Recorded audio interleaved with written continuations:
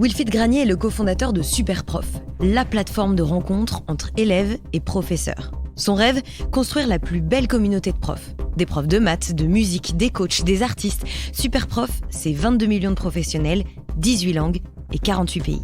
Wilfried nous raconte comment il a construit son entreprise sans lever de fonds, en constituant une équipe multilingue ultra impliquée et en restant toujours leader sur le marché.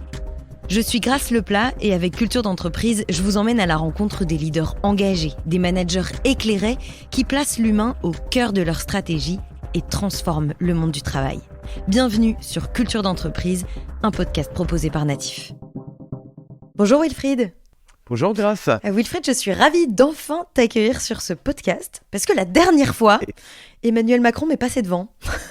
Absolument, tout à fait. C'est vrai qu'on devait enregistrer lundi et lundi, j'ai reçu une invitation exceptionnelle du président de la République et donc j'ai dû déplacer notre petite interview. En même temps, ouais. Et merci de me recevoir en tout non, cas. mais Merci avec beaucoup. plaisir.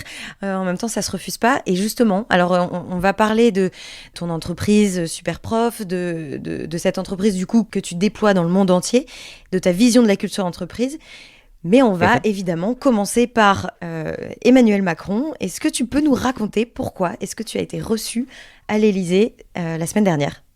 Eh bien écoute, on a eu la chance d'être sélectionné dans le FT 120 qui est en fait la sélection de la French Tech des 120 sociétés tech, on va dire les plus performantes. Qui est un label du gouvernement, c'est ça ? Absolument, tout à fait en fait, de la French Tech, donc qui est un label du gouvernement. Et en fait, qui récompense donc les 120 sociétés tech les plus prometteuses. Et jusqu'à présent, en fait, c'était beaucoup les levées de fonds. C'est-à-dire beaucoup les licornes, donc toutes les licornes sont dedans. T'as Doctolib, Conto, Alan, Payfit et Swile, toutes les grosses levées sont dedans. Et cette année, ils avaient ouvert le critère avec la croissance et le chiffre d'affaires. Et donc, nous, on s'était dit, tiens, on va essayer de postuler. Et puis, voilà, on a été sélectionné parce qu'effectivement, on fait quand même beaucoup de croissance et on a atteint un certain chiffre d'affaires. Donc voilà, j'ai reçu vendredi une invitation au débeauté du président qui me donnait rendez-vous à 17h lundi autour de quand même de toutes les grosses stars de l'Internet. Donc ça faisait énormément plaisir. Et surtout, toute l'équipe, évidemment, était derrière cette candidature. On attendait le résultat, on l'attendait, on espérait, on rêvait, on y croyait sans y croire parce que derrière les gros monstres, on se disait, mais non, Superprof, c'est pas possible. Et puis en fait, si, donc... on a évidemment sauté de joie vendredi à l'annonce du résultat. Parce qu'à ce moment-là, vous êtes tous prévenus 3 jours avant, quoi. Ouais, exactement. C'est-à-dire que vendredi, tu reçois un mail. Oui, c'est ça, c'est par mail. On te donne rendez-vous lundi à 17h. Voilà. D'accord. C'est comme ça. Non, c'est génial, c'est trop marrant. Et puis surtout, je te dis, encore une fois, c'est toute l'équipe. En fait, moi, je représentais l'équipe. D'ailleurs, j'ai eu la chance de parler au président après son discours très galvanisant. Et pour lui présenter Superprof et puis lui dire effectivement que on était développé à l'international, ce qu'on faisait, que depuis la France, on avait créé quand même un système qui permettait au monde entier, quasiment, alors 45 pays, de trouver son professeur et qu'en plus, on l'avait fait sans lever de fonds. Et il m'a pas dit si c'était en élève ou en prof qu'il avait utilisé, mais il m'a dit qu'il connaissait. Ouais. Et quel a été le discours d'Emmanuel Macron ? Tu dis un discours galvanisant ? Ouais, c'est vrai. Alors déjà, excellent. Hein, c'est-à-dire que c'est vraiment un animal politique au sens, voilà, il nous met à l'aise, il nous encourage et tout. Et puis il nous a dit que voilà, cette année, il comptait sur nous encore pour. Et l'expression qu'il a utilisée, c'est il faut rien lâcher. Hein. Et donc voilà, la façon dont il l'a dit, la façon dont il s'est dit, voilà, je suis à vos côtés. Hein, c'est-à-dire que on lâche rien, mais moi non plus, je vais rien lâcher. Et puis donc voilà, c'était de se mettre avec nous, main dans la main, pour faire rayonner la France à l'international. Et que moi, ça a bien résonné en moi. Donc, d'ailleurs, je lui ai dit, vous en faites pas, cette année, on va rien lâcher. C'est quoi le programme pour cette année ? C'est quoi les projets ? Ah écoute, 1000 projets, mais on va dire que d'abord, améliorer toujours et encore la qualité de nos professeurs, améliorer le moteur de recherche qui permet vraiment à l'élève de trouver son professeur. C'est parce que nous, on croit vraiment très fort, en fait, à la rencontre. En fait, si tu veux, t'as 1000 façons d'apprendre, mais la meilleure façon d'apprendre, c'est de trouver le bon prof et d'être en alchimie avec lui. C'est-à-dire vraiment, t'es content de travailler avec lui. C'est un coach, c'est un sparring partner. Il te motive, il te donne des rendez-vous, il t'aiguille. C'est un guide, tu vois, à travers la connaissance. En fait, vous... J'ai vécu ça. Ah, toi, tu l'as vécu ?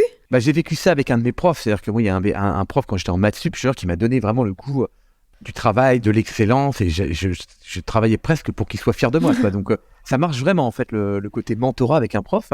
Donc voilà, pour les projets de cette année, 2 gros challenges qu'on aimerait vraiment faire, c'est-à-dire que être bien meilleur en Asie, parce qu'aujourd'hui on opère en Japon, on opère en Corée du Sud, mais on aimerait bien nous améliorer au niveau du design, voilà, et lancer surtout la Chine.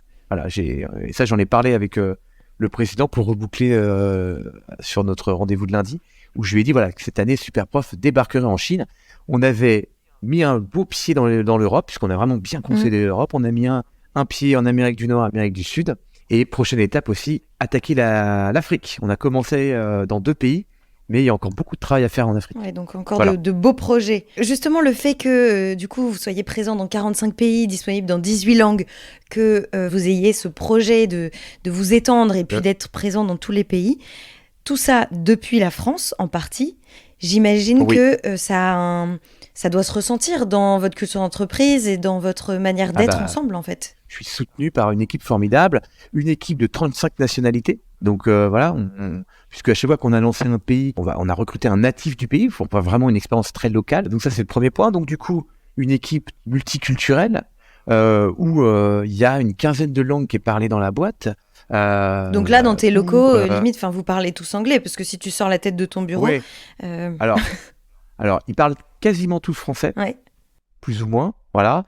Depuis à peu près 2 ans maintenant, effectivement, on commence les communications en anglais. D'accord ? On les fait toujours en 2, c'est-à-dire quand on envoie des mails généraux, il y a la communication anglaise, communication française. On fait l'exercice de l'envoyer à 2. Avant, c'était l'inverse, mais maintenant, l'anglais prime. Et puis, non, après, t'as les Italiens qui parlent ensemble, le Portugais et les Brésiliens qui parlent ensemble, Norvégiens. Après, t'as tous les Latinos, Espagnols, évidemment, qui sont très forts chez nous et qui sont très présents parce qu'on opère au Pérou, en Colombie, au Chili, en Argentine, au Mexique, en Espagne. Et donc, voilà, il y a une grosse équipe. Tu dis votre siège social a un nom particulier, c'est ça ? C'est l'ambassade ? Ouais, absolument. Ouais, c'est pour ça qu'on appelle ça l'ambassade. C'était un de mes collaborateurs qui avait trouvé ce nom et on avait trouvé vachement bien parce que c'est vrai que l'ambassade, c'est un peu là où c'est l'ambassade d'un pays dans un autre. Et nous, on trouvait que justement, c'était marrant d'appeler ça l'ambassade parce que t'avais toutes les nationalités à l'ambassade, quoi. Donc, ouais. Et puis les bureaux, ça a une énorme place chez nous parce que donc mon équipe est formidable parce que aussi, c'est des gens qui sont déracinés. C'est-à-dire que c'est des gens déracinés qui sont venus à Paris, qui sont très débrouillards, qui sont capables de se rendre compte aussi que la France est un pays formidable quand même, tu vois. Quand tu viens de l'Argentine, quand tu viens de Turquie, quand tu viens de pays, on opère aussi en Ukraine et en Russie, donc tu te rends compte qu'en fait qu'on est quand même un formidable pays. Donc déjà on a cet amour du pays. Donc ça c'est assez beau à voir. Et puis beaucoup de gens débrouillards, très sociables, parce que du coup ils sont capables de prendre des avions et vivre dans un autre pays sans famille. C'est pas évident.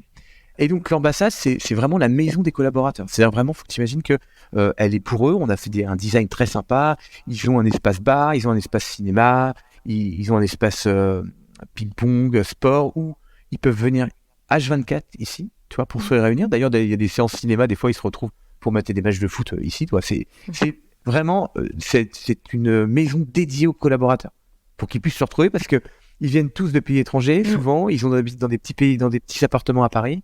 Et donc, on trouve ça bien de laisser à leur disposition, effectivement, un lieu où ils peuvent se retrouver et faire un peu la fête. Et puis voilà, quoi. Ça, c'est quelque chose qui est un attribut, disons, de la start-up. Alors, pas forcément le fait que tout le monde vienne de pays différents. Ça, c'est votre particularité à vous. Mais comme tu le disais quand on a préparé ce podcast, la start-up, c'est l'hypercroissance, c'est la vivacité, l'intensité. Et que ça demande, du coup, d'avoir une culture d'entreprise et des bases forte. Oui, très soudée déjà, parce que tu sais, c'est une remise en question constante des process. C'est aussi l'hypercroissance, ça veut dire que il y a souvent des incendies à éteindre, parce que du coup, comme on pousse un peu la machine dans les limites de fonctionnement, du coup, des fois, il y a des choses qui cassent. Donc, s'il y a des choses qui cassent, il faut les réparer. Pour les réparer, il faut du monde. Et des fois, c'est pas toujours aux horaires de bureau. Donc, il est arrivé plusieurs fois qu'avec quelques collaborateurs, on reste un peu tard le soir mais ça leur pose aucun problème parce que du coup, ils récupèrent leur journée le lendemain. Et puis le soir, là, on va bosser dur, on va se faire livrer des pizzas au bureau et puis on va se faire une nocturne parce qu'on n'a pas envie que le site soit cassé.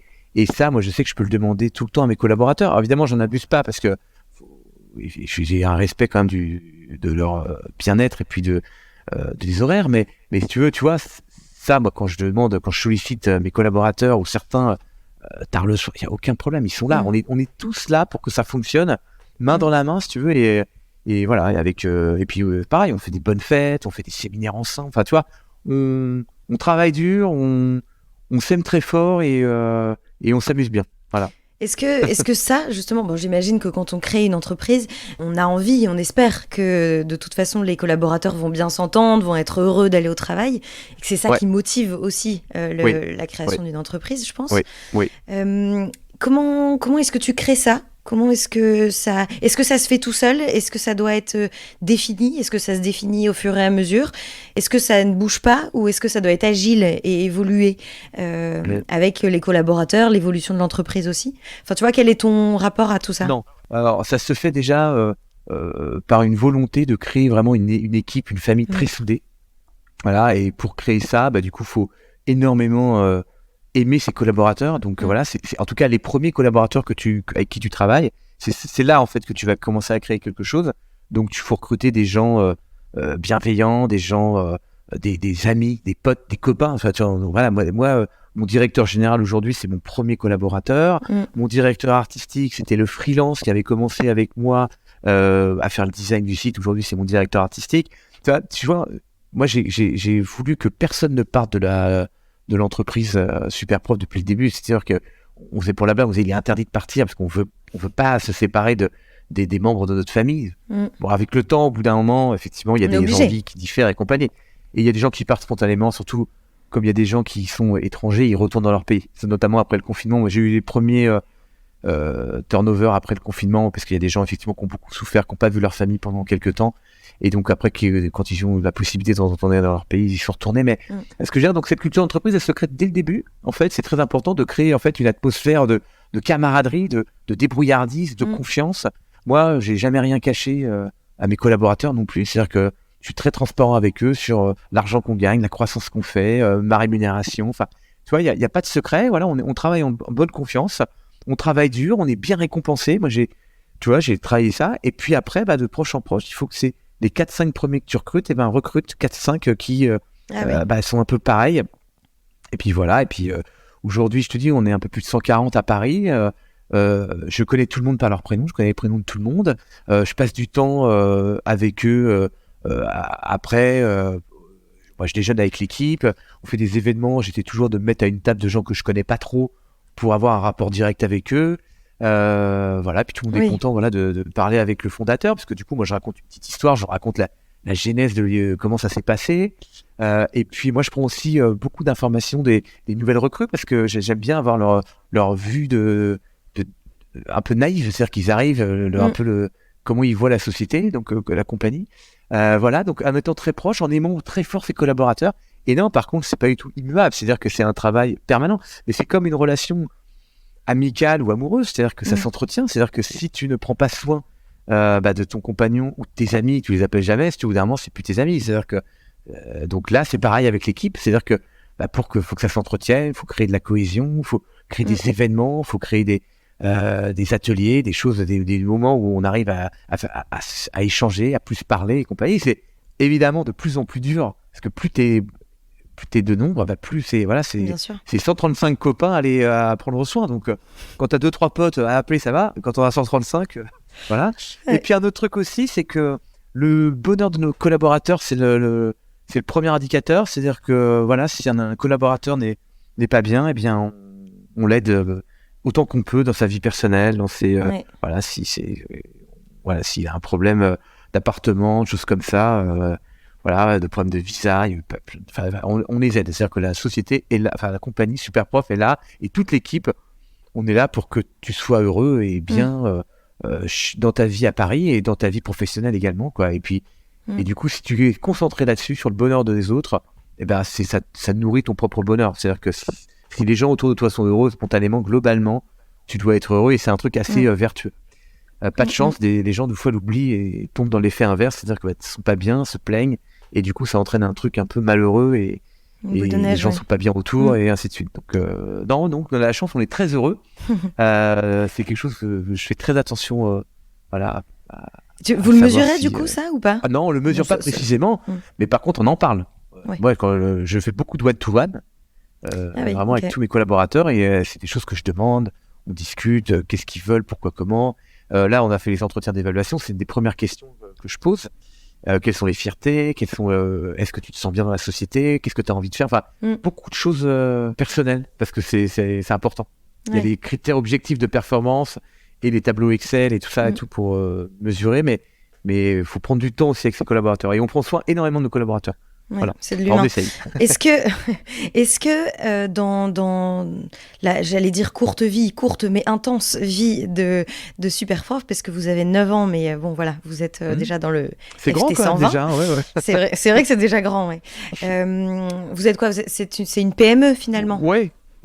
Ben, petite moyenne entreprise, alors peut-être une ME maintenant, une ME. Peut-être pas. Bon, vous êtes une ME donc.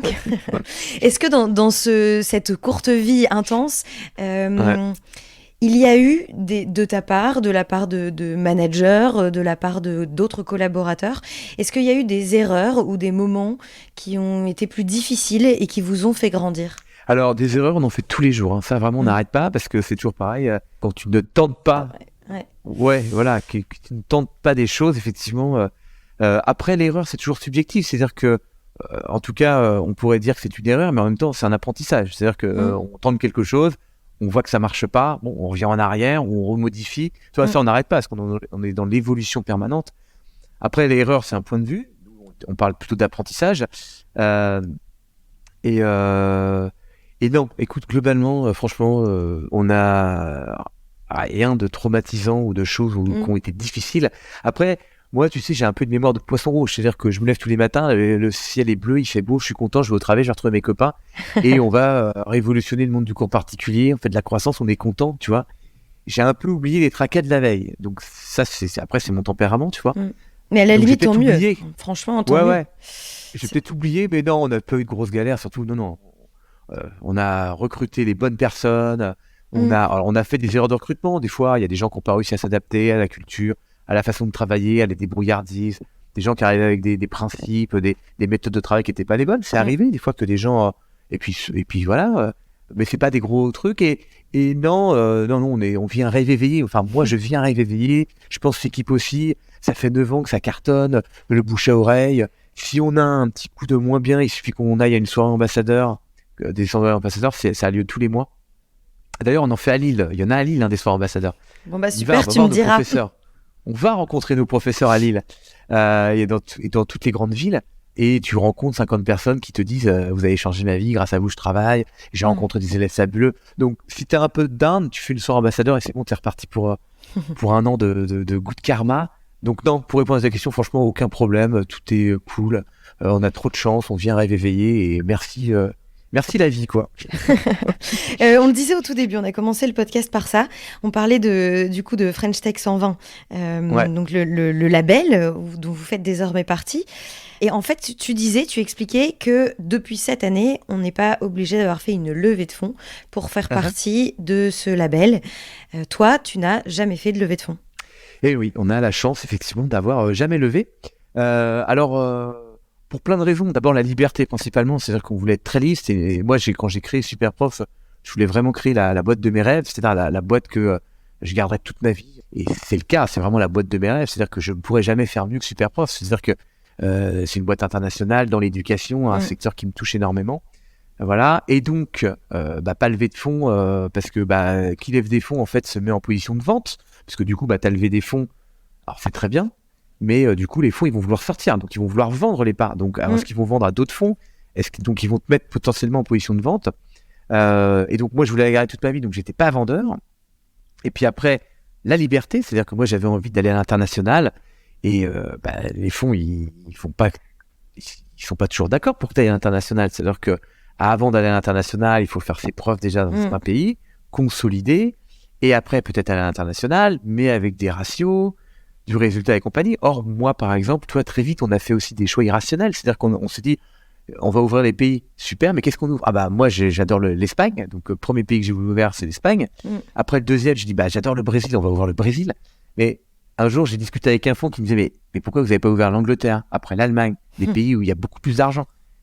Et parce que moi, je lui ai répondu bêtement, mais parce que moi, je préfère aller à Ibiza en vacances que à Berlin. Enfin, tu vois, mais c'est un peu vrai, c'est-à-dire qu'on a fait des choix de cœur, mais un peu irrationnel. Mais en fait, t'es jamais aussi bon quand tu fais un choix par amour que si tu fais un choix rationnel. Parce qu'un choix rationnel, c'est un peu boring, ça. Si tu le fais, mais t'as moins envie d'exceller, quoi. Des fois, les gens me disent, on va plus vite avec les levées de fonds. Écoute, Déjà, moi, quand j'ai lancé Superprof, il y a 2 boîtes concurrentes à Superprof qui sont lancées en levant des fonds. Aujourd'hui, elles ont disparu. Donc, je ne sais pas qui va plus vite, si c'est elles ou si c'est nous. Et surtout, je connais aucune boîte, même en levant des fonds, qui sont présentes dans autant de pays que nous. Et du coup, c'est un concept qui fonctionne aussi bien dans tous les pays ? Parce que j'imagine que en Asie aussi, selon les moyens, par exemple, les pays pauvres n'ont pas forcément les moyens de faire appel à des profs particuliers, ce genre de choses. Ah, c'est comme tout, c'est-à-dire que les pays, effectivement, qui ont un pouvoir d'achat plus faible, eh ben les profs, ils sont payés aussi beaucoup moins cher. Enfin, tu vois, c'est quand même assez lié. Et d'ailleurs, notre pass élève, donc pour accéder aux professeurs, n'est pas du tout le même dans les pays. Tu vois, en Allemagne, il coûte 39 €, alors que en Argentine, il a coûté $2, tu vois. Enfin, l'équivalent de $2, parce que c'est des pesos argentins, ou des roupies indiennes. En roupies, je crois que ça coûte 3 €, tu vois. Donc, on adapte évidemment en fonction du prix de l'heure de cours. On regarde aussi ce que fait Netflix. C'est-à-dire qu'on s'adapte aussi au prix du... Toi, Netflix, ils ont un pricing pour tous les pays du monde. Hein. C'est-à-dire que tu ne payes pas ton abonnement Netflix en Inde le même prix que tu le payes aux États-Unis, mais ce qui est normal. Et tu sais, il y avait aussi l'indice Big Mac. Je ne sais pas si tu connais ce truc-là. Ah non, pas Big du Mac, tout. il a un prix... Ah, c'est un truc utilisé par la Banque mondiale pour connaître le niveau de richesse d'un pays. C'est le prix du Big Mac. Il y a des différences énormes entre les pays, quoi. Évidemment, au Nigeria, tu vois, c'est pas du tout le même prix qu'en Allemagne ou qu'aux États-Unis. Ouais, forcément. La levée de fonds a quand même, ou les levées de fonds d'ailleurs, ont quand même un avantage conséquent qui est que ça attire énormément la lumière. C'est aussi faire sa publicité. Ça, c'est vrai. Ouais, tout à fait. C'est vrai que ça attire la lumière, ça aide aussi au recrutement, ça structure la société aussi. Hein, c'est pareil, la société est beaucoup plus structurée parce qu'évidemment, il y a ce qu'on appelle les due deals. On fait effectivement, on met la société dans les... On minimise tous les risques qui peuvent lui arriver. Donc ça a des avantages, la levée de fonds.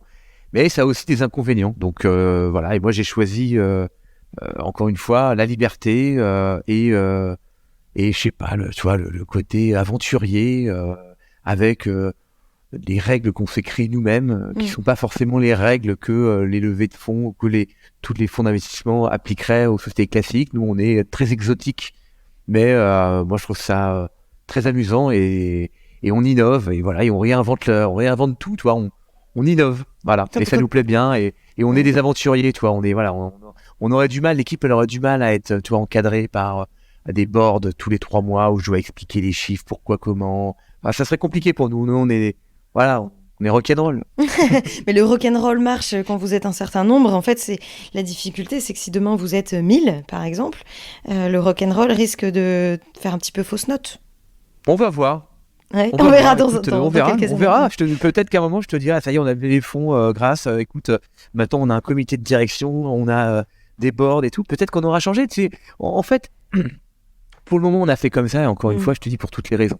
Peut-être qu'un jour aussi, il y aura un plafond de verre qu'on aura besoin aussi pour attaquer un pays plus fort, plus intensément, pour faire des plus grosses acquisitions, d'aller faire une levée de fonds. Peut-être. Je me ferme aucune porte. Je suis pas anti-levée de fonds. Simplement, je t'explique pourquoi depuis maintenant, on l'a pas fait. On n'a pas eu besoin. On a fait un peu plus de 30 millions de chiffres d'affaires cette année. On vise 45 cette année, en 2023. Donc, tu vois, on a une croissance supérieure à 50%. Donc, voilà, pour le moment, on y arrive. On est content, on est heureux. On continue comme ça. Et puis, mais tu sais, l'entrepreneur, c'est quelqu'un de très opportuniste. Et puis tout change, tout varie. Ouais. Il suffit qu'un concurrent lève énormément d'argent et nous fasse peut-être qu'à ce moment-là, j'aurais envie de faire autrement. Enfin, tu vois, on est voilà. Mais en tout cas, pour le moment, écoute, ça nous réussit, on est heureux, donc on continue. Wilfred, on arrive déjà à la fin de ce podcast. J'ai encore 2 questions. Oui. La deuxième. Ce sera sur... Bah oui, je varie un petit peu. Première. Non. T'as 2 questions, mais on commence par la deuxième. Exactement. Oui. Non, en fait, on va pas commencer, mais je vais juste te le dire. En gros, la deuxième, ce sera la citation. Tu vas nous raconter la petite... Nous partager la citation que tu as préparée. Mais d'abord, avant qu'on parle de ça, j'avais une question. On l'a brièvement abordée au début de ce podcast, mais le décalage horaire. Parce que du coup, tu travailles dans 45 pays. Oui. J'imagine que quand on s'occupe de profs ou d'élèves qui sont aux États-Unis, c'est pas la même chose que ceux qui sont en Europe d'ailleurs, tout simplement. Non. Comment ils font? Ils travaillent la nuit? Non, ils travaillent pas la nuit. Non, ils travaillent pas la nuit. On a des relais sur place. On a 80 personnes en relais sur place. notamment pour le support, pour la rédaction d'articles, pour l'animation de notre communauté d'ambassadeurs. Donc voilà, on a du monde sur place, donc ils sont en décalage horaire nickel. Et par contre, les patrons de pays sont tous à Paris. Donc on est en horaire parisienne. Alors des fois, il y en a qui arrivent un petit peu tôt quand ils ont des calls à faire avec l'Australie, par exemple. Ouais. Ils arrivent un petit peu tôt, mais voilà, on reste sur les horaires françaises. Et puis, écoute, nous, non, on fait pas de la chirurgie du cerveau, donc c'est pas à la seconde près. Il faut pas répondre dans la minute. On répond le plus vite possible, mais non, on travaille tous ensemble ici et ça se passe très bien. Et le décalage horaire, encore une fois, que ce soit le support qui est dans les autres pays, le font sur place et ça se gère très bien. Voilà. D'accord. Bon, et bien maintenant, ma deuxième question. Tu as mis une citation de côté. Est-ce que tu peux nous la partager ? Alors, écoute, il y a quelque chose que j'aime beaucoup et que je dis à mes équipes, un peu comme ce que disait le président, on lâche rien. Moi, j'aime beaucoup la citation oublie que t'as aucune chance, vas-y fonce. Alors, c'est un truc que j'ai piqué dans un film très célèbre, mais j'aime bien cette idée de dire que, en fait, tu sais, quand on veut se lancer quelque part et quand on veut lancer dans l'entrepreneuriat, tu sais, on peut réfléchir et on peut toujours avoir beaucoup de freins, de choses qui vont dire ah oui, mais là, s'il y a ça, et se mettre plein de barrières mentales. Et en fait, justement, pour oublier toutes ces barrières mentales qu'on se met naturellement ou que les autres même peuvent vous mettre, c'est-à-dire que vous parlez d'une idée à quelqu'un, instantanément, cette personne va dire ah ouais, mais peut-être que ça existe déjà et ça, t'as vu ça. Oui, les gens nous renvoient leur propre peur, en fait. Ouais. Et puis nous, pareil, on se dit ah ouais, mais attends, si ça marche pas, puis attends, moi j'ai mon boulot, puis il y a ça. Enfin, on se met beaucoup de freins. Et alors que en fait, foncer sans réfléchir, c'est la meilleure façon d'y arriver. C'est-à-dire que nous, chez Superprof, on fait pas énormément de stratégie. Je suis pas un stratège incroyable, quoi. Tu vois ? Non, je fais de façon tu vois, intense, toujours la même chose, avec beaucoup de force, tu vois, et beaucoup d'envie, et puis sans jamais me démotiver. Tu vois, ça fait 9 ans que je fais la même chose, c'est-à-dire que j'améliore la qualité de mes mises en relation et la qualité de mes professeurs. Moi, j'aime bien dire ça à mes collaborateurs, même quand ils veulent tenter des choses. Cette citation, je la trouve parfaite parce que, en fait, la meilleure façon de réussir, c'est de ne pas réfléchir et de foncer. Et de le faire avec beaucoup de cœur et d'amour. Et ça, c'est indestructible. C'est-à-dire que, en fait, quelqu'un de passionné, et c'est pour ça que les grands groupes, quand ils veulent se lancer dans des nouveaux, tu sais, il y a toujours des startups en fait qui naissent, et tu te dis mais pourquoi c'est pas tel grand groupe qui l'a lancé ? Parce que ils ont des moyens phénoménaux, mais parce que en fait quelqu'un qui pense jour et nuit à sa boîte, qui fait avec beaucoup d'envie, beaucoup d'amour, qui ne fait de façon un peu naïve, c'est-à-dire que tu vois, tu démarres, tu te dis pas tiens, ça va être compliqué, à un moment je vais gérer plein de gens et compagnie. Non, tu te fais en disant tiens, je vais essayer de petite idée. Et donc vraiment voilà, c'est oublie que t'as aucune chance, vas-y fonce, c'est la meilleure chose à s'appliquer à soi-même, et notamment dans la vie et aussi dans l'entrepreneuriat, parce que franchement, je donne aucun conseil aux gens, mais si lancez-vous dans l'entrepreneuriat, c'est vraiment la plus belle des aventures. Bon voilà, le message est passé. C'est vrai que t'es pas le seul à nous dire ça, hein. Globalement, c'est quelque chose qui revient assez souvent, que l'entrepreneuriat, c'est une belle aventure.